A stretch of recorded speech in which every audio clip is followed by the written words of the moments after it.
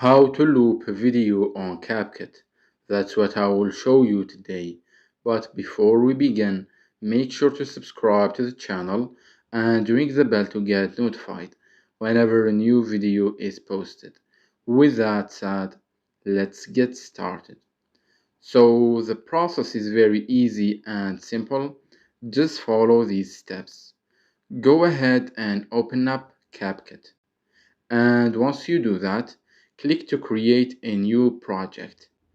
After that, select the video that you want to loop and click to add it. Once you are on this page, click on the video timeline.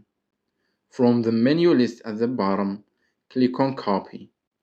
Once the second copy has been created, do the same thing over and over again till you reach the duration that you want for the loop. And after that, feel free to edit the video more and then export it. It's that easy and simple. So that was it for this video. That's how to loop a video on CapCut.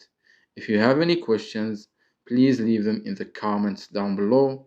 With that said, see you in the next video.